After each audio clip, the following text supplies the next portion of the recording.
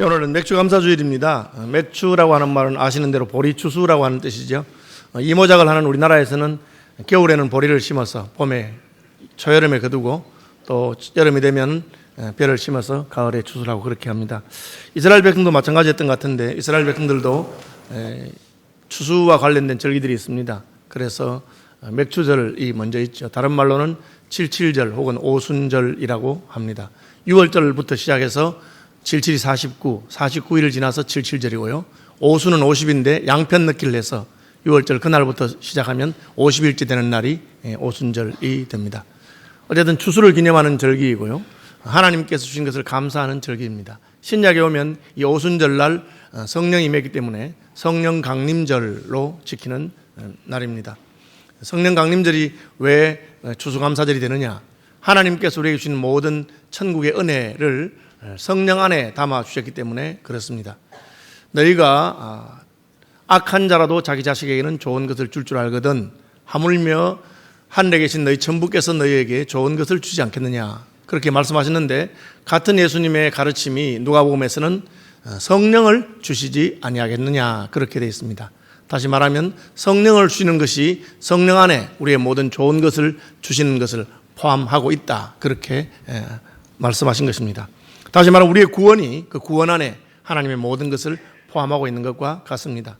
무슨 좋은 일이 있어서 아내에게 100만 원을 주면서 당신 가서 마음대로 마음에 드는 거 사서 쓰세요. 그렇게 하면 100만 원이 그 선물의 한도가 될 것입니다. 1000만 원을 주면 1000만 원이 선물의 한도가 될 것입니다. 그런데 아니 그렇게 할 게 아니라 나하고 같이 가요.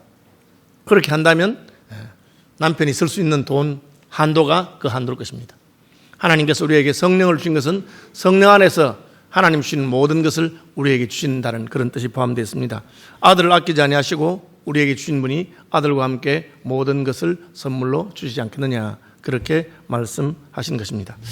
오늘 본문은 예수님께서 10명의 나병 환자를 고치신 사건과 그 사건을 통해서 우리에게 주시는 교훈입니다. 제목을 제가 감사와 은혜의 역동이라 했는데 10명이 고침을 받았는데 그중에 한 명이 돌아와서 감사하게 되었습니다.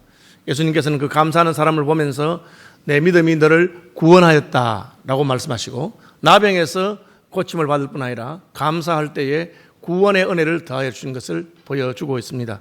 우리가 은혜를 받으면 감사할 줄 알아야 되고 감사할 줄 알 때 하나님은 더 큰 은혜를 주신다 하는 것이 제목의 의미입니다. 본문을 따라 살펴보겠습니다. 예수께서 예루살렘으로 가실 때 사마리아와 갈릴리 사이로 지나가셨다. 이스라엘 지도를 보시면 제일 밑에는 예루살렘에 있는 유다 지역이고 가운데는 사마리아 지역이고 북쪽에는 갈릴리 지역입니다. 그러니까 갈릴리와 사마리아 사이니까 사마리아 북쪽 갈릴리 남쪽의 어떤 경계선 지역을 예수님이 지나가고 계셨습니다. 갈릴리와 사마리아는 이스라엘 백성들에게 무시받는 지역이었습니다. 갈릴리는 시골이라고 유다 백성들이 시골이라고 무시했고요. 사마리아는 혼혈족이 많이 산다고 무시했습니다. 이스라엘의 역사를 살펴보면 아수르와 바벨론에 의해서 침공을 받고 북왕국은 아수르에 남왕국은 바벨론에서 멸망을 당했습니다.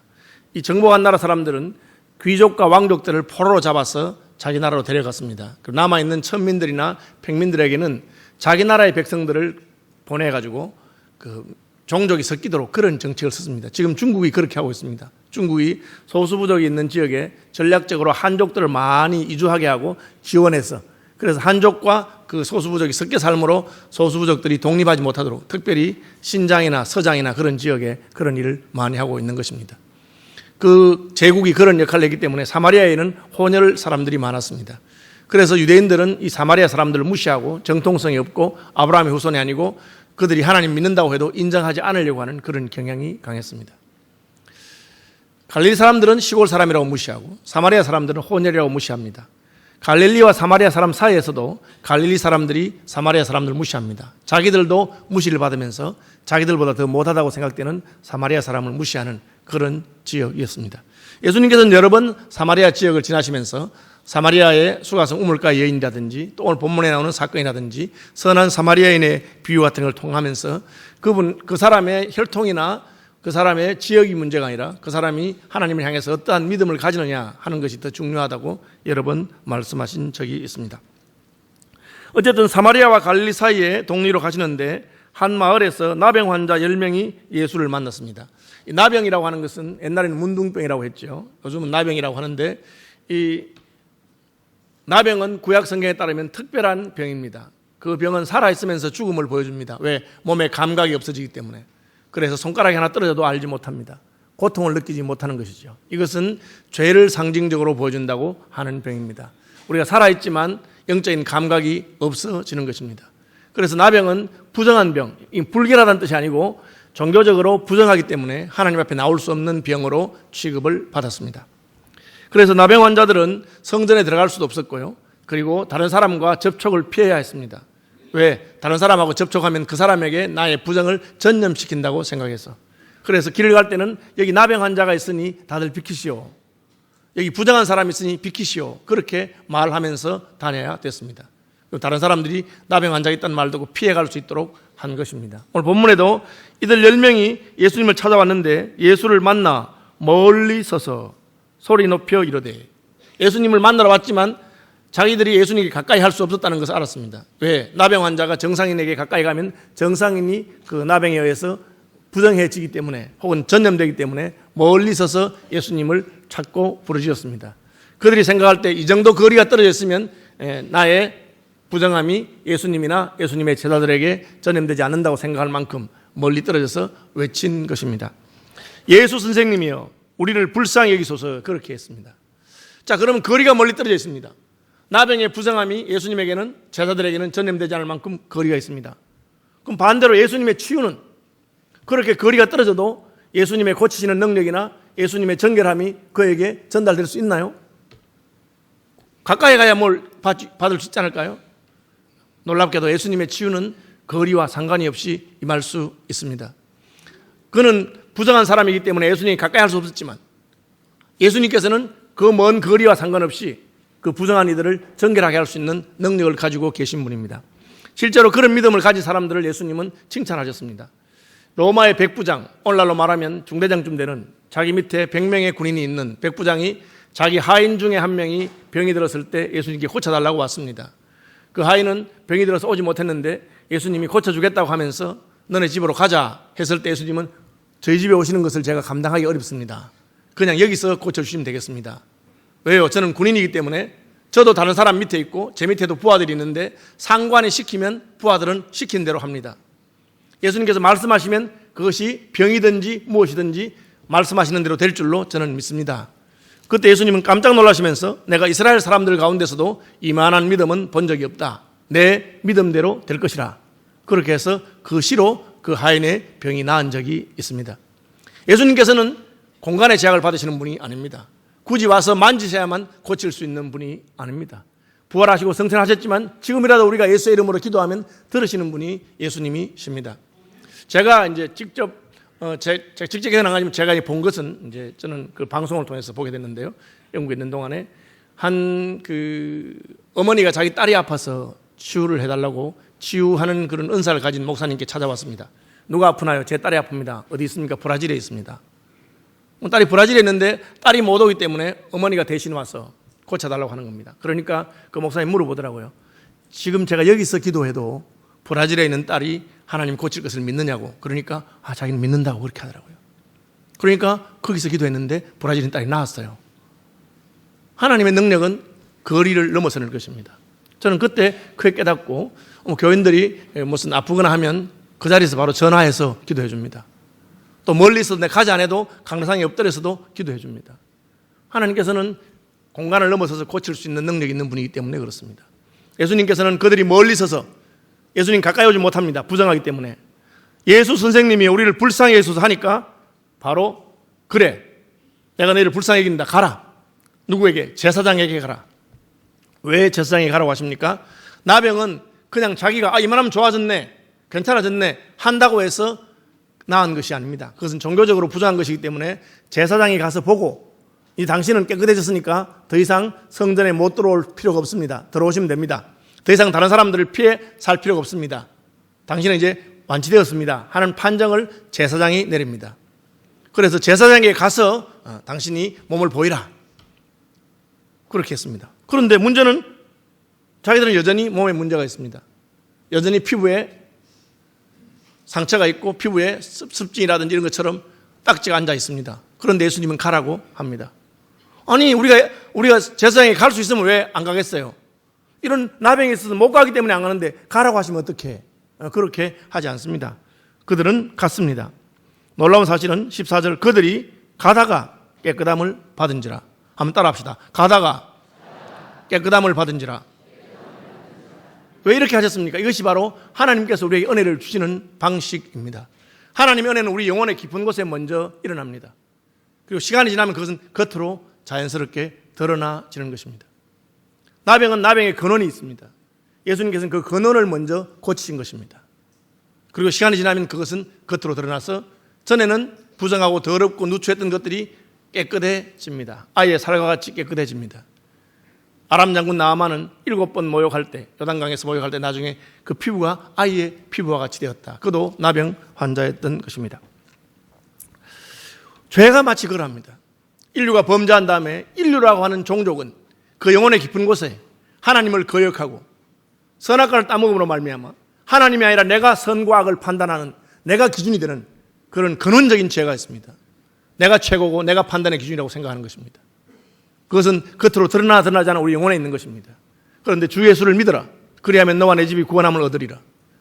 영접하는 자 곧 그 이름을 믿는 자들에게는 하나님의 자녀가 되는 권세를 주셨다. 그 말씀을 받아들일 때 하나님께서는 우리 영혼의 깊은 곳에 변화를 일으키십니다. 여전히 죄인이고 여전히 문제가 많지만 하나님께서 우리 영혼에 어떤 일을 하셨습니다. 그것을 우리는 중생이라고 합니다. 우리 영혼이 다시 한번 태어나는 것이죠. 그리고 시간이 지나면 어떻게 됩니까? 변화가 일어납니다. 그리고는 전에 살던 대로는 결코 살 수 없는 사람이 됩니다. 돈이 아무리 많아도 어떤 세상적인 쾌락을 추구해도 그것으로는 만족하지 못하는 오직 하나님만로 만족하게 되는 하나님이 우리에게 계획하시고 작정하신 그 길을 가게 되는 의에 대한 사모함, 하나님 나라를 사모하는 마음이 우리 속에 심어지게 된 것입니다. 금방은 표현하지 않지만 시간이 지나면 드러납니다.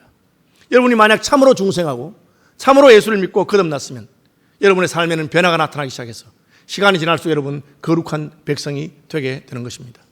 마치 가다가 그 몸에 나병이 나음을 입는 것과 같은 은혜가 임하는 것입니다. 이런 은혜가 저와 여러분에게 넘치게 되시기를 바랍니다. 나았습니다. 가다가 나았습니다. 그런데 그 중에 한 사람이 자기가 나은 것을 보고 큰 소리로 하나님께 영광을 돌렸습니다. 할렐루야. 여러분 하나님께서 고치신 것에 대해서 감사하고 영광을 돌리는 분들이 되시기를 바랍니다. 한번 따라합시다. 주께 영광, 주께 감사. 예, 영광을 돌리는 것입니다. 제가 주께 영광하면 주께 감사하시고 제가 주께 감사하면 주께 한번 해봅시다. 주께 영광, 주께 감사. 예배분들 한번 해보세요. 주께 영광, 주께 감사. 예, 감사합니다. 예. 돌아왔습니다. 예수의 발 아래 엎드려서 감사했습니다. 그는 사마리아 사람이었습니다. 여기 사마리아 사람이라 한 것은 그가 사마리아 사람이라면 다른 10명의 나병 환자는 다 사마리아 사람은 아니라는 뜻이 포함되어 있습니다. 갈릴리와 사마리아의 경계에 있는 마을이지만 갈릴리 사람들은 사마리아 사람들을 또 무시합니다. 우리는 시골 사람이긴 하지만 그래도 아브라함이 우선이고 너희는 혼혈이 되어 있기 때문에 우리보다 더 못한 사람이라고 생각합니다. 그러나 감사하러 온 사람은 사마리아 사람이었다고 예수님은 기록하고 있습니다. 예수께서 말씀하십니다. 10사람이 다 깨끗함을 받지 아니하였느냐? 그 9은 어디 갔느냐? 여러분 우리가 하나님께 은혜를 받았다고 해서 다 감사하게 되는 것이 아닙니다. 힘들고 어렵고 고침받아야 될 때는 예수님께 와서 부르짖습니다. 자기들이 가까이 갈 수 없기 때문에 멀리 서서 큰 소리를 외칩니다. 왜? 예수님 못 들을까 싶어서. 주님께 나옵니다. 그런데 예수님의 은혜로 나았습니다. 나은 다음에는 감사하지 않는 사람들이 많이 있습니다. 기도해서 나았는데 낫고 나면 원래 나을 병이었다고 생각하는 것이 인생입니다. 너무 괴롭고 힘들어서 하나님께 부르짖어서 하나님이 들어주셨음에도 불구하고 그 일이 해결되면 시간이 지나면 저절로 해결될 문제였는 것처럼 생각하는 것이 인생입니다. 여러분 19이 그러합니다. 하나님께서 여러분을 이곳까지 이끄시면서 수많은 은혜를 베푸신 일로 저는 믿습니다. 그럼에도 불구하고 나는 원래 운이 좋은 사람이거나 나는 원래 괜찮은 사람이기 때문에 그 문제는 별로 심각한 문제가 아니었기 때문에 시간이 지나면 저절로 이렇게 해결되었으리라고 착각하는 것이 인생입니다. 주님께서 무슨 감사하는 말을 더 듣고 싶어서 사람에게 칭찬을 듣고 싶어서 그 사람이 돌아오는 것을 기뻐하시는 것은 아닙니다. 주님께서 왜 감사하러 돌아온 사람을 기뻐하시고 돌아오지 않은 사람에 대해 서운해하십니까? 그것은 감사하는 것이 옳고 마땅한 것이기 때문에, 내 믿음이라고 말씀하신 것을 보면 감사하는 것이 그의 믿음의 표현이기 때문에, 여러분이 받은 은혜가 하나님께서 주신 것을 믿으십니까? 그러면 감사하는 것입니다. 하나님께서 주신 것을 믿을 때 우리는 감사하는 것입니다. 왜 또 감사하기를 기대하십니까? 오늘 제목이 감사와 은혜의 역동인데, 은혜를 감사하는 것이 믿음이고, 믿음으로 감사할 때 하나님의 은혜가 더욱 넘쳐나는 것입니다. 하나님께서는 이 나병 환자에게 뭐라고 하십니까? 내 믿음이 너를 구원하였느니라. 예수님께서는 그들이 그의 나병에서만 고침받기를 원하지 않으시고, 그 나병의 고침을 받음으로 말미암아 그 마음에 믿음이 들어갔어. 하나님께 감사하는 사람, 하나님께 가까이 나아가는 사람, 하나님과 교통하는 사람이 되기를 원하셨습니다. 그것이 구원입니다. 여러분의 삶 가운데 하나님의 개입이 있고, 여러분이 그것을 인정하고 믿고 감사하는 그런 사람들이 되시기를 바랍니다. 그것이 구원받은 사람입니다. 구원받은 사람은 어떤 사람입니까? 내 인생에 주님께서 오셔서 나의 죄 문제와 인생의 모든 문제를 책임지는 것을 우리가 믿고, 믿기에 그분에게 감사하는 것입니다. 감사할 때 주님께서는 더 큰 은혜를 주십니다. 찰스 벌든 목사님은 말씀하시기를, 별빛을 감사하는 이에게 주님은 달빛을 주시고, 달빛을 감사하는 이에게 햇빛을 주신다. 햇빛을 감사하는 이에게는 해도 달도 별도 필요 없는 영원한 천국에서 하나님의 영광스러운 빛 가운데 살도록 해주신다. 그렇게 말씀하셨습니다. 은혜 받은 사람은 감사할 줄 알아야 되고, 그것이 믿음입니다. 감사할 줄 알 때 하나님은 더 큰 은혜를 주시는 분입니다. 우리가 몇 주 전에 지나간 6개월을 돌아보면서 하나님께 감사하고, 감사함으로 하나님의 은혜가 더욱 넘치시기를 축복합니다. 그럼 무엇을 감사하는 것이 옳을 것입니까? 제가 몇 가지를 말씀드리겠습니다. 첫째, 받은 것을 감사하시기를 바랍니다. 여러분이 무엇을 받았는지 한번 살펴보시길 바랍니다. 많은 인생들이 자기가 받은 것을 감사할 줄 모르고 받지 않은 것에 대해서 불평하는 인생들이 많이 있습니다.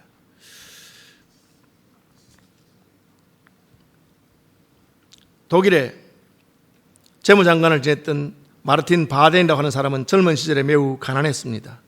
한 번은 여행을 갔는데 돈이 없으니까 싸구려 여인숙에 머물게 됐습니다. 아침에 자고 나니까 누가 자기 구두를 훔쳐갔습니다. 너무 속이 상했습니다. 내가 돈이 없어서 이런 싸구려에서 자는 것도 그런데 해필 부자들도 많은데 나같이 가난한 사람 한 켤레밖에 없는 신발을 훔쳐가다니, 하나님은 도대체 그때 뭐라고 계셨는가, 그런 원망하는 마음이 생겼습니다. 그런데 그날이 마침 주일이었기 때문에 그 여인숙 주인이 자기하고 같이 예배당에 가면, 자기가 예배하러 가면 자기가 거기 창고에 있는 낡은 신발 하나 주겠다 그랬어요. 그래서 창고에 낡은 신발을 얻어서 예배하러 갔습니다. 그런데 마음에는 불평과 원망이 가득하니까 예배가 잘 안 됩니다.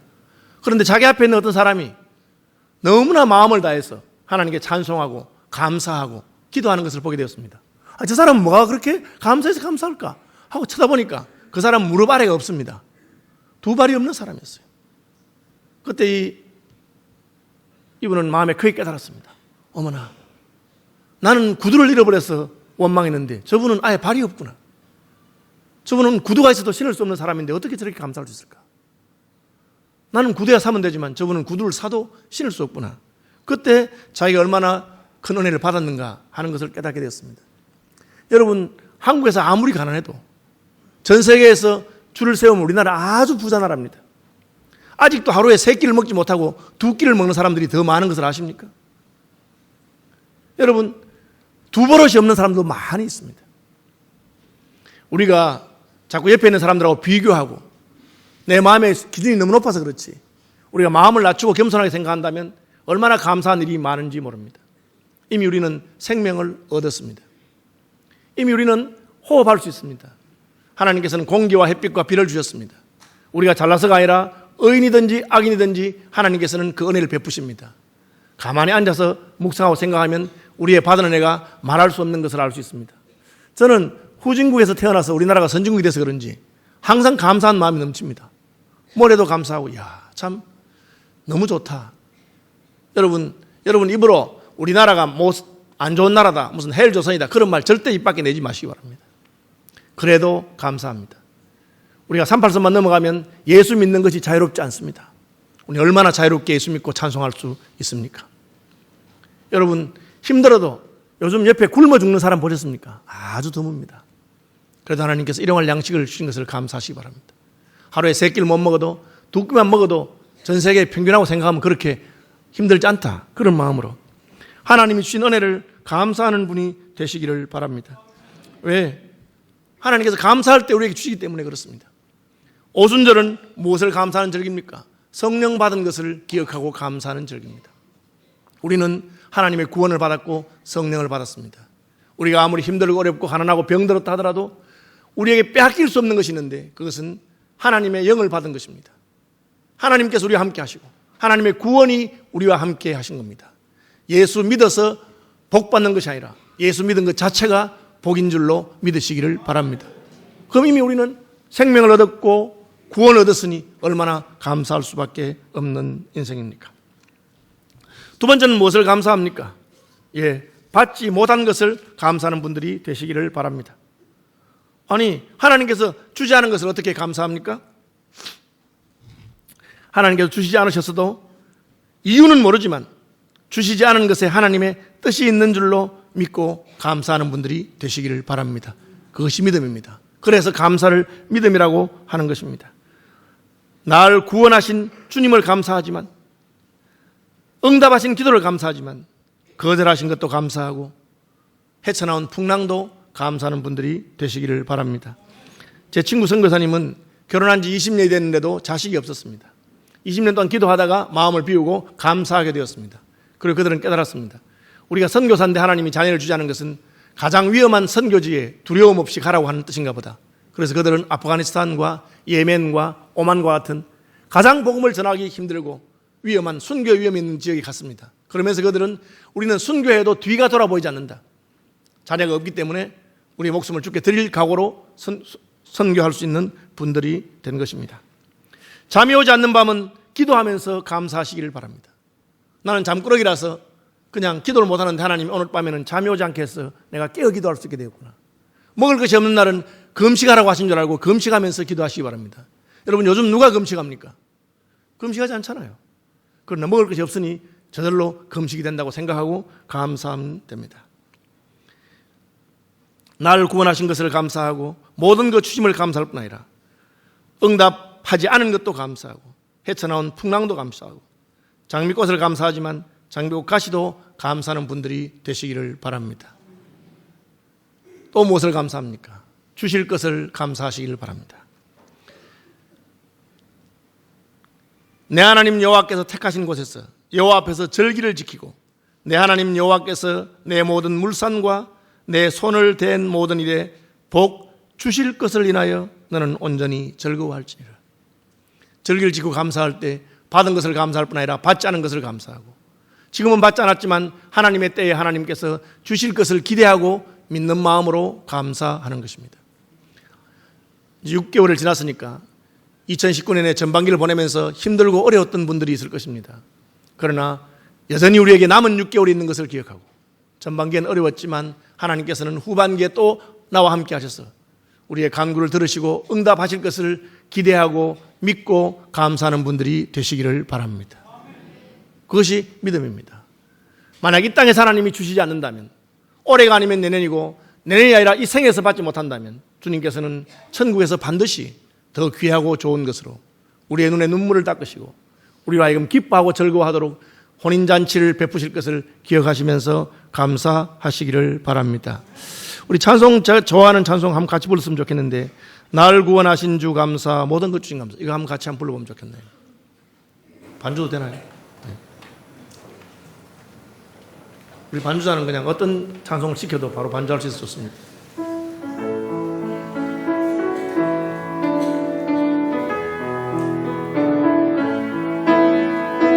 우와.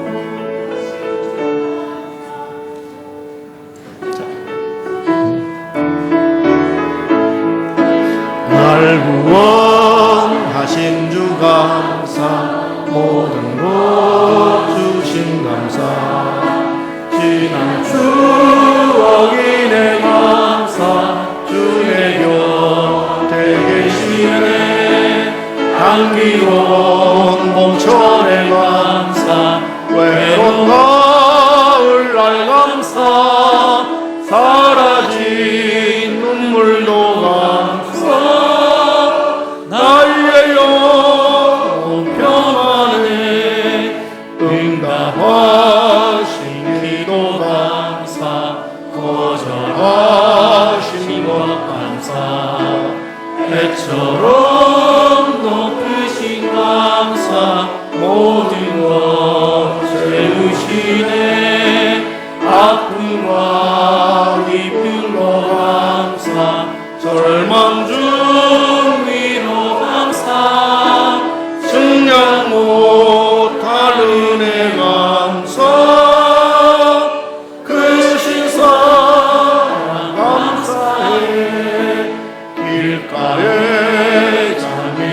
감사 장미 덕까지 감사 따스한 가정 희망 주신 감사 기쁨과 슬픔도 감사 하늘 평안을 감사 내일의 희망을 감사 영원토록 감사해. 하나님께서 주신 것을 감사하고 하나님께 주시지 않은 것도 감사하고 앞으로 주실 것을 감사하는 것을 한마디로 말하면 범사에 감사한다, 그렇게 합니다. 우리가 어떻게 범사에 감사합니까? 하나님이 내 인생 전체를 붙들고 계시는 것을 믿기 때문에 그렇습니다. 결국은 이 모든 것이 합력해서 선을 이루실 줄 믿기 때문에 그렇습니다. 그래서 감사는 믿음의 표현입니다. 우리 하나님을 신뢰할 때 그분에게 감사하게 됩니다. 왜 지금 이런 일이 내게 일어난지 알지 못하지만 나에 관한 일을 오직 그가 하시나니 그가 나를 단련하신 후에는 내가 정금같이 나올 것을 우리는 믿습니다. 하나님을 사랑하는 자 곧 그 뜻대로 부르심을 입은 자들에게는 모든 것이 합력하여 선을 이루는 것을 믿습니다. 그래서 감사하는 것입니다. 저는 유학 갔다 와서 학생신앙운동 간사로 복귀하기를 기대했습니다. 그렇게 공부를 했고 기대했는데 하나님께서는 저의 복귀를 허락하지 않았습니다. 그래서 목회를 하기 전에 부목사로 훈련받고 싶어서 우리 교단에서 제일 큰 교회 중에 하나에 찾아가서 목사님 저를 부목사로 써주십시오, 그렇게 했습니다. 그때 목사님 반응은 니같이 늙은 걸 누가 부목사로 썼냐. 저 그때 40살밖에 안 됐습니다. 그래서 그 당시는 아마 40살만 해도 늙었다고 생각해서 부목사를 안 쓰는 거죠. 그래서 저는 할 수 없이 개척하게 됐습니다. 지나라고 생각하면 개척하면서 가정에서 한 가정부터 시작한 것이 얼마나 제게 큰 은혜가 되고 훈련이 되고 목회가 무엇인지 한 영혼이 얼마나 귀한 것인지를 깨닫게 되고 부교육자가 없으니까 나 혼자서 1년 365일 1년에 600편씩 설교를 하고 그렇게 11년을 설교한 것이 저의 설교사에게 얼마나 훈련이 됐는지 지나놓고 생각하니까 알게 되었습니다. 여러분의 인생에 결코 실패는 없습니다. 우리는 실수하고 범죄하고 넘어진다 하더라도 하나님께서는 이 모든 것이 합해져서 마침내 선을 이루는 것을 믿으시기를 바랍니다. 그 믿음이 있을 때 우리는 감사하게 됩니다. 그럼 어떻게 감사를 표현합니까? 이번 말씀하고 마무리하려고 합니다. 첫째는 말로 감사할 수 있습니다. 아까 말한 것처럼 범사에 주께 감사하시고 너희 말이 내 귀에 들린 대로 하시겠다고 하신 그 말씀 기억하면서 기쁠 때나 슬플 때나 하나님 찬송하고 감사하는 그런 분들이 되시기를 바랍니다. 내 일생 소원은 늘 찬송하면서 주께 더 나가기를 원한다는 것처럼 아스팔트 길로 포장된 길 갈 때만 감사하는 것이 아니라 돌짝밭 길 갈 때도 감사하는 분들이 되시기를 바랍니다. 여러분 입에 찬송이 가득하고 여러분 입에 감사가 가득할 때 하나님께서는 그 말에 합당한 은혜를 주시는 분입니다. 두 번째는 어떻게 감사합니까? 하나님께서 여러분에게 주신 것을 가지고 감사하면 됩니다. 하나님 여러분에게 재물의 축복을 주셨습니까? 그럼 물질로 감사하면 됩니다. 여러분이 농부입니까? 농산물로 감사하면 됩니다. 어부입니까? 해산물로 감사하면 됩니다. 여러분의 건강이 있으면 건강으로 감사하시고 시간이 있으면 시간으로 하나님께 감사하면 됩니다. 서커스단에서 이렇게 어릿광대라고 피에로라고 하는 어릿광대가 하나 있는데 이 어릿광대가 어느 날 저녁에 남들이 다 떠난 예배당에 밤에 혼자 가서 예배당 앞에 강대상 앞에서 혼자서 그 피에로 짓을 하기 시작했습니다. 왜 혼자 저렇게 하는가? 그래서 알아보니까 이 피에로는 자기 가진 것이 아무것도 없기 때문에 하나님께 감사를 하고 싶은데 자기 할 수 있는 것은 피에로 집밖에 없어서 아무도 없는 예배당에 가서 하나님에게 하나님 이거 보시고 기뻐하세요. 하나님 저는 이걸 하는 사람이에요. 하고는 그렇게 어릿광대 짓을 했다고 합니다. 제가 처음에 그 수필을 읽었을 때는 뭐 이런 게 있나 싶었는데 세월이 지나갈수록 그 말이 맞는 것 같아요. 그거는 손주를 보고 나니까 얘가 웃기만 해도 내가 기뻐요. 여러분 걔가 뭘 할 수 있겠습니까? 그냥 자기가 가진 것을 하나님께 드리는 것입니다. 하나님께 주신 대로 주신 은혜에 합당하게 드리면 좋겠습니다. 미국의 어떤 의사가 아랍 계통의 어떤 왕자를 치료하게 됐습니다. 그래서 왕자를 치료하니까 마음이 기쁘고 좋았어요. 그런데 치료비를 얼마를 받을까? 일반적으로는 한 700불 정도, 7,000불 정도의 치료비가 나오는 700만 원이죠. 그래서 자기 목사님이 의논했어요. 목사님, 제가 왕자를 한 명 치료를 했는데 치료비가 7,000불인데 왕자라고 해서 제가 좀 신경을 더 썼습니다. 근데 왕자니까 좀 깎아줄까요? 아니면 이 왕자니까 신경 쓴 만큼 더 받아야 되겠습니까? 얼마를 청구하면 좋겠습니까? 그러니까 그 목사님이 그 청구서에 이렇게 적어서 보내세요. 당신의 신분에 걸맞게 지불하시면 됩니다. 그렇게 적어 보냈어요. 그랬더니만은 그 왕자가 7만 불짜리 수표를 보냈어요. 10배를 더 받은 거죠. 이분이 너무 기분이 좋아가지고 목사님 시킨 대로 했더니만은 7만 불짜리 수표가 왔어요. 그렇게 하니까 이 목사님이 또 웃으시면서 받은 은혜에 합당하게 감사하세요. 그렇게. 여러분, 감사는 그렇게 하는 것입니다. 어떻게 합니까? 주께서 내게 주신 것 가지고 합니다. 그러나 주신 것 중에서 좋은 것으로 하시기 바랍니다. 썩어 남은 것 혹은 필요 없는 것, 그런 것을 드리는 것이 아니라 내가 받은 것 가운데 아끼는 것, 좋은 것 먼저 주님께 드리고 먼저 그의 나라와 그의 의를 구하고, 그러면 하나님께서는 그 남은 것으로도 12바구니가 되게 하시는 분이 하나님이십니다. 그것이 우리의 믿음입니다. 그렇게 하시길 바랍니다. 또 어떻게 감사합니까? 주님 때문에 여러분 주변에 있는 사람들에게 잘하시기 바랍니다. 주님 때문에 남편에게 잘하십시오. 참 꼴보기 싫은 남편이라도 주께 받은 말할 수 없는 은혜가 있기 때문에 잘하는 것. 주님 때문에 시어머니에게 잘하고 며느리에게 잘하십시오. 주님 때문에 우리 교회의 못난 이들에게 잘하시기를 바랍니다. 예수님께서는 1만 달란트를 탕감받은 한 빚장의 비유를 통해서 그가 1만 달란트를 탕감받았는데 돌아가는 길에 자기에게 50데나리온 빚진 사람, 우리 식으로 비유하자면 1조를 탕감받았는데 50만 원 빚진 사람에게 인색하게 했을 때 너는 내게 받은 은혜를 알지 못하는 자다. 여러분, 그 사람 때문에 하는 것이 아닙니다. 그는 내게 사랑을 받고 은혜를 받을 자격이 전혀 없지만 주님께서 내게 베푸신 말할 수 없는 큰 은혜를 받았으면 우리는 너그러운 사람이 되어야 됩니다. 그래서 제발 교회가 좀 너그러워지도록, 나보다 못한 사람, 못난 사람, 혹은 죄 지은 사람, 혹은 연약한 사람에 대해서 그들을 용납하고 사랑하는 것, 그것이 바로 주님께 대한 감사를 표현하는 방식입니다. 여러분의 입술로 감사하고 하나님께서 여러분 주신 것으로 감사하고, 그리고 여러분의 이웃들에게 너그럽게 함으로 말미암아 감사가 넘치는 분들이 되시고, 그럴 때 하나님의 은혜가 더욱 넘치는 것을 믿으시기 바랍니다.